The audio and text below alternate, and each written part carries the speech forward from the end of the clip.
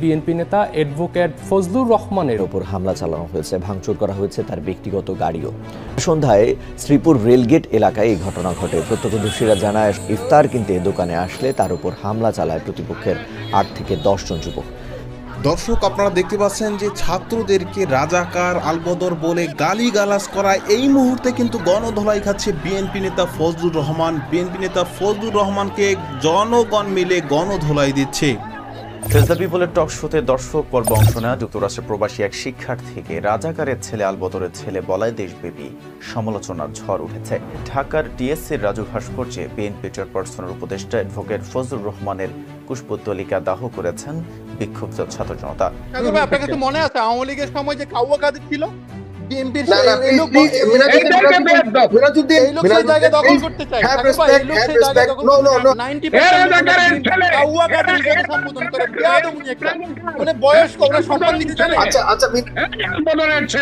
লুট্রাক তো সরাতে আপনি পারেন নাই, তো কেন আপনি ফজলুর রহমান সাহেব আজকে দর্শকের উপরে খেপে গেলেন বিএনপির নাম করে?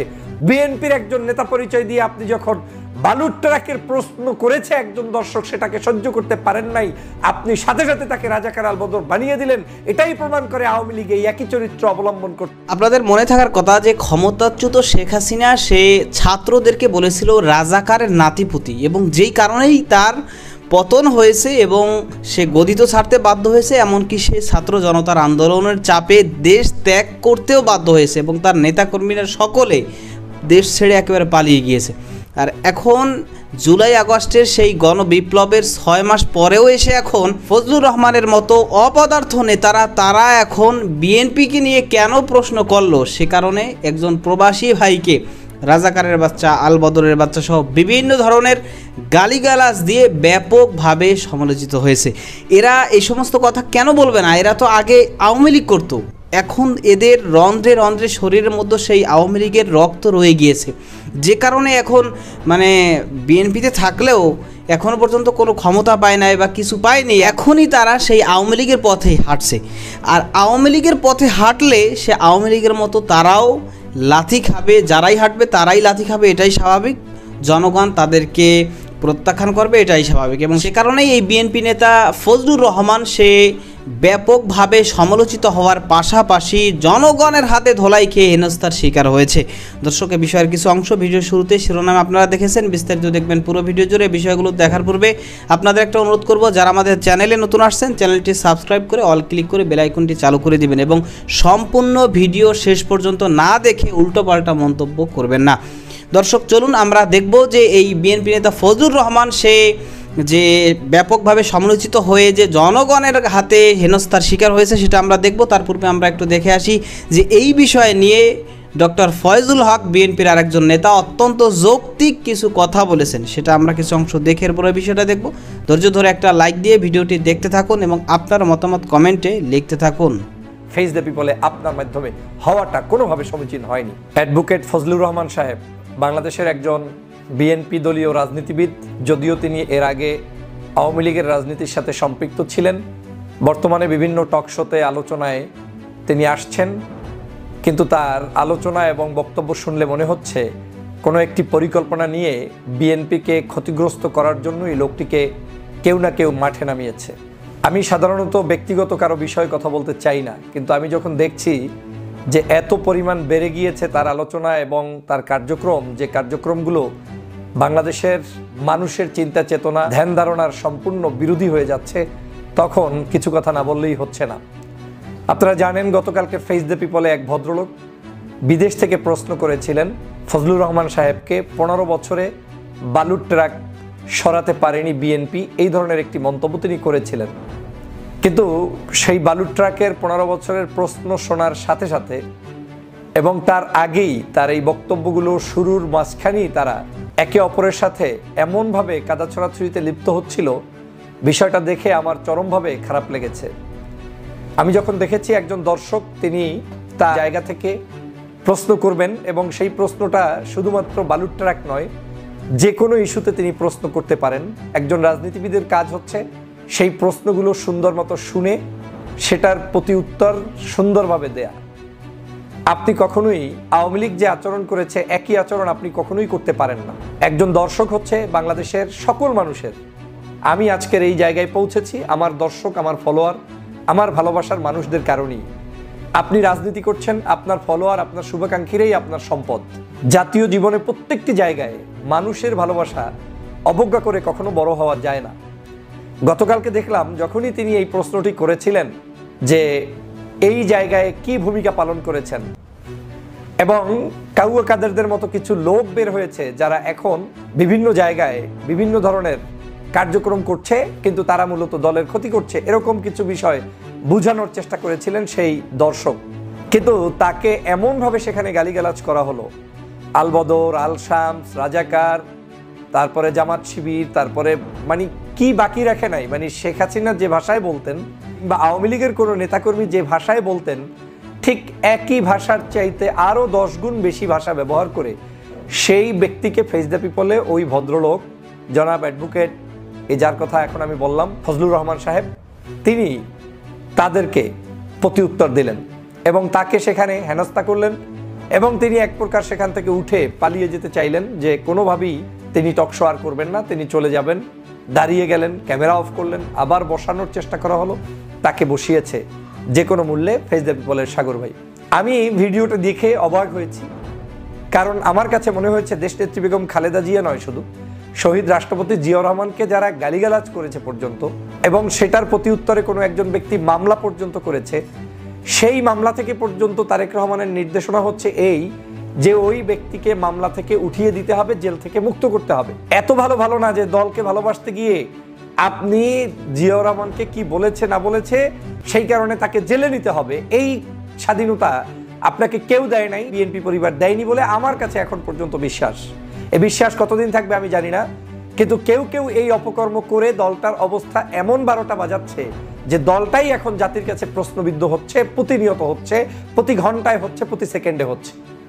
এই দল এখন পর্যন্ত বাংলাদেশের যতগুলো দুর্নীতি, দুষ্কৃতি, অন্যায়, অবিচার যারাই করেছে, আমার জানা মতে এই 5ই আগস্টের পরবর্তী সময়ে তাদের প্রত্যেককে বহিষ্কার পর্যন্ত করা হচ্ছে, আস্ফালন দিয়ে কাউকে রাখা হচ্ছে না।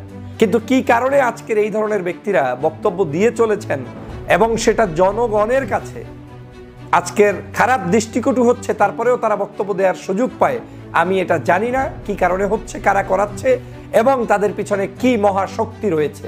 আমি তীব্র ভাষায় নিন্দা জানাই গতকালকের সেই যে সাধারণ নাগরিক, যে ব্যক্তি বিদেশ থেকে সংযুক্ত হয়ে প্রশ্ন করতে গিয়ে অপমানের শিকার হয়েছেন।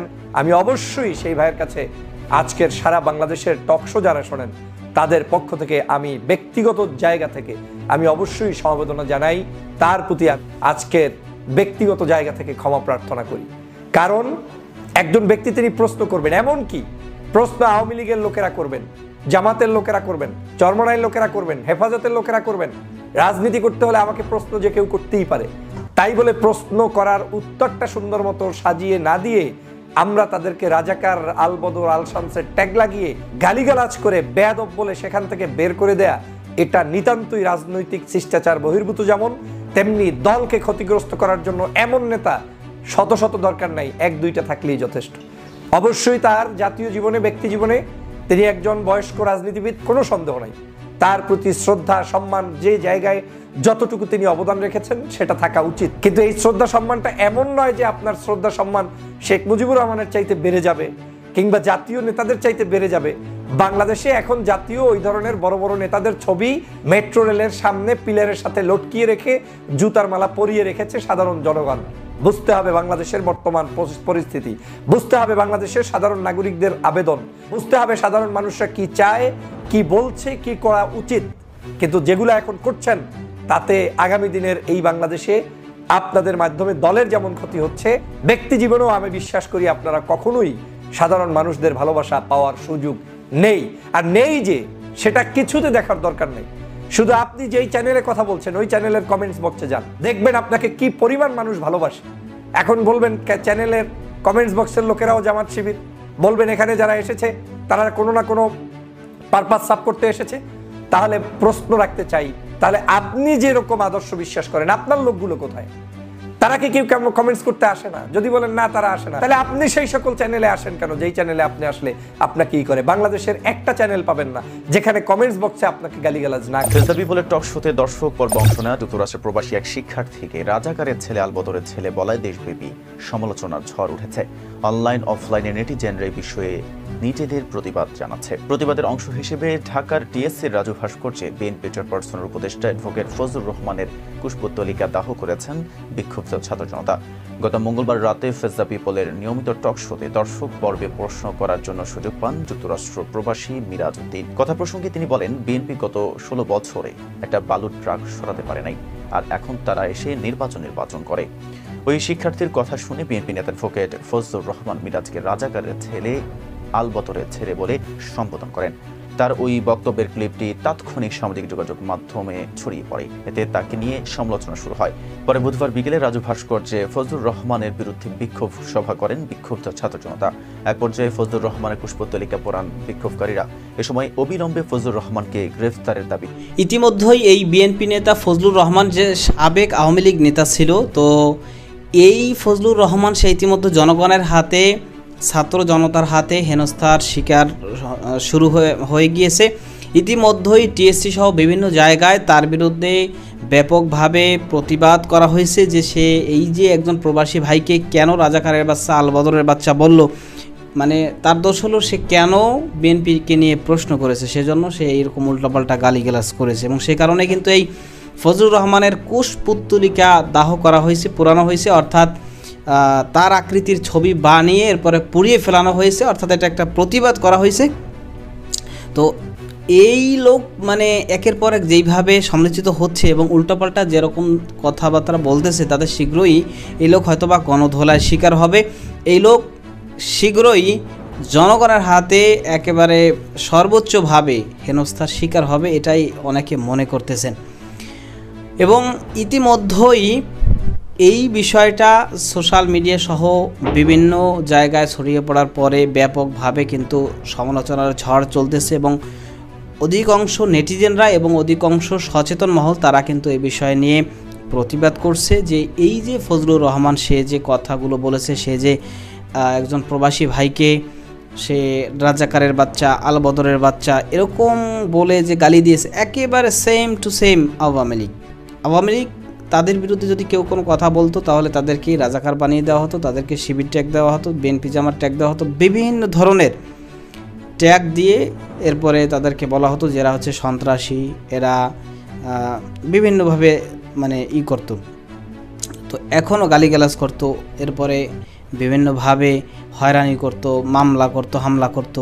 তো এখন এই ফজলুর রহমান সে বিএনপি করতেছে, একের পর এক সে কিন্তু বিতর্কিত হচ্ছে। এখনও পর্যন্ত এই ফজলুর রহমান কোনো ধরনের কোনো ক্ষমতা পায়নি, সুতরাং এখনও পর্যন্ত ক্ষমতা পায়নি। এই অবস্থায় এখন তার অবস্থা এত পাওয়ার তার, যে একজনে প্রশ্ন করেছে যে বিএনপি এত নির্বাচন করে, এটা প্রশ্ন করতেই পারে। বাংলাদেশের অন্যান্য রাজনৈতিক দলও আছে, তাদের তো নির্বাচন প্রয়োজন আছে, সবাই নির্বাচন চায়, কিন্তু বিএনপি অন্যান্য রাজনৈতিক দলের তুলনায় একেবারে অতিরিক্ত, মানে কথার মাথায় তাদের কথা একটা, নির্বাচন চাই। তো জনগণ বিষয়টাকে নেগেটিভভাবে নিতেছে। তো সেই জায়গা থেকে সেই প্রবাসী ভাই সে একজন প্রতিনিধি হিসেবে সে প্রশ্ন করতেই পারে যে আপনারা কেন বারবার নির্বাচন চান। এখানে সে বলেছে যে বিএনপি এত বছর ধরে একটা বালুর ট্রাকও সরাতে পারেনি।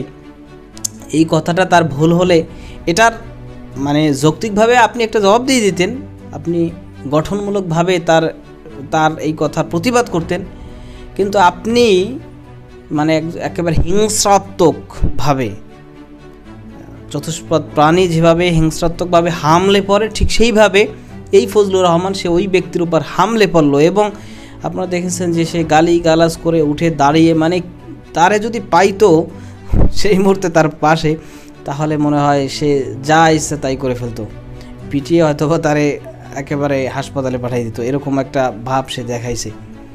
তো এই কারণে এটা নিয়ে সমালোচনা হওয়াটাই স্বাভাবিক, কারণ আপনারা রাজনীতি করেন, রাজনীতিবিদ বা রাজনৈতিক নেতা, আপনাদের কাছে বিভিন্ন মানুষ বিভিন্ন ধরনের প্রশ্ন করবে, এটাই স্বাভাবিক। আপনাদেরকে সেটা গঠনমূলক মানে জবাব দিতে হবে। যেই প্রশ্নটা করবে আপনার কাছে যদি উত্তর না থাকে আপনি বলবেন যে আমার কাছে উত্তর নাই এটার বাবা ভাই, বা যদি উত্তর থাকে আপনি গঠনমূলকভাবে বা যৌক্তিকভাবে আপনি একটা উত্তর দিবেন। কিন্তু আপনি সেটা না করে আপনি হিংস্রাত্মকভাবে গালিগালাজ করে বিভিন্নভাবে রাজাকারের বাচ্চা, আলবদরের বাচ্চা, এটা কেমন কথা? তিনি যে কাজ করেছেন, যে কথা বলেছেন, এটা একেবারে আমি মনে করি যে সমালোচনার যোগ্য এবং খুব খারাপ কাজ করেছেন। এবং ফেস দ্য পিপলের যিনি সঞ্চালক তিনি কিন্তু বারবার তাকে খুব রিকোয়েস্ট করছিলেন, খুব রিকোয়েস্ট। তাকে এত রিকোয়েস্ট করার কি আছে আমি সেটাই বুঝলাম না। জিনিসটা আমার কাছেও কেমন লাগলো যে এইটাও তো একটা দালালির মধ্যে পড়ে গেল, সে তো দালালির মধ্যে পড়ে গেল। সে যে কাজ তখন করেছে, ওই ব্যক্তি প্রশ্ন করেছে, ওই ব্যক্তি প্রশ্ন করার কারণে ওই ব্যক্তিকে সে বাদ দিয়ে দিয়েছে। যে এই প্রশ্ন কেন করলো, প্রশ্ন করতেই পারে, প্রশ্ন করার জন্যই তো তাকে নেওয়া হয়েছে, তাকে কেন বাদ দেওয়া হবে? এরপর বেশ ভালো কথা, পরিবেশ ঠিক করার জন্য তাকে বাদ দেওয়া হয়েছে। এরপরে তার একেবারে ঠিক আছে আপনি বসেন, আপনি ঠান্ডা হন, এই সে মানে বলতেই আছে বেদবের বাচ্চার মা বাপ এই সেই বিভিন্ন উল্টোপাল্টা কথা বলতেছে। আর সেটা সাগর ভাই সে চুপচাপ করে সেটা মানে খুব একেবারে কি বলবো, এই কারণে সে পরবর্তী যে পোস্ট দিয়েছে এই বিষয় নিয়ে, তার ভূমিকাটা তখন ভালো ছিল না। তার ভূমিকাটা তখন একটা বিচারকের মতো ভূমিকা উচিত ছিল, যে ঠিক আছে সে রং কথা বলছে সে কারণে আমি তাকে বাইর করে দিয়েছি, আপনি এখন আর একটা কথাও বলবেন না, তাকে নিয়ে একটা কথাও বলবেন না, আপনি খুব খারাপ করছেন, আপনি যে সমস্ত কথা বলছেন এটা একজন রাজনীতিবিদ হিসাবে তার মুখে কখনোই শোভা পায় না, এরকম কিছু কথা বলার উচিত ছিল। তাইলে ওই গাধায় সে স্বীকার মানে বুঝতো যে সে ভুল করছে, সে জিন্দিগিতে সামনে এরকম ধরনের কাজ করতো না। কিন্তু দালালি কইরা তো যাই হোক। তো দর্শক, আপনারা যা পুরো বিষয়টি দেখলেন সম্পর্কে আপনাদের মতামত কি সেটা কমেন্ট সেকশনে জানাতে পারেন। ভালো থাকবেন, সুস্থ থাকবেন, দেখা হবে নতুন কোনো ভিডিওতে, কথা হবে নতুন কোনো বিষয়। আজকে পর্যন্তই, আসসালামু আলাইকুম ওয়া রাহমাতুল্লাহ।